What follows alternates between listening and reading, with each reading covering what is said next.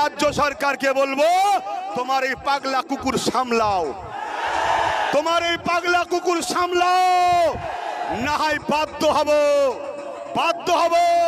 যেমন দেশের বিরুদ্ধে লাগলে তখন হাত তুলতে বাধ্য হব, সংবিধানের বিরুদ্ধে লাগলে হাত তুলতে বাধ্য হবেন না? শুধরে যাও। সবাইকে আঘাত দিচ্ছ আলাদা বিষয়। মুহাম্মদ সাল্লাল্লাহু আলাইহি সাল্লাম প্রত্যেকটা মুসলমান ইমানদারের জানের থেকেও বেশি কাছের দামি জিনিস আল্লাহ কোরআনে বলেছে। তুমি চাইছো এদেশে হিন্দু মুসলমান অন্য ধর্মের সঙ্গে লাগাবে? না, এটা ভারতবর্ষ। এদেশের হিন্দুরা সম্প্রীতি প্রেমিক, এদেশের আদিবাসীরা সম্প্রীতি প্রেমিক, এদেশের খ্রিস্টানরা সম্প্রীতি প্রেমিক।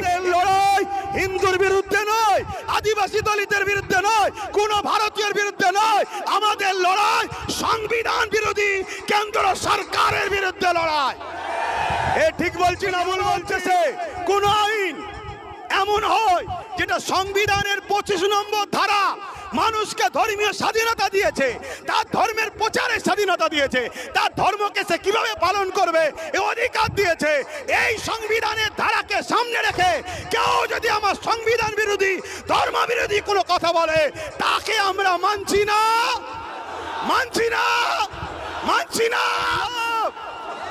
I love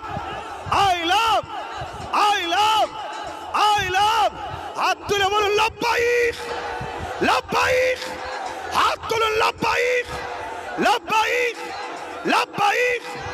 I love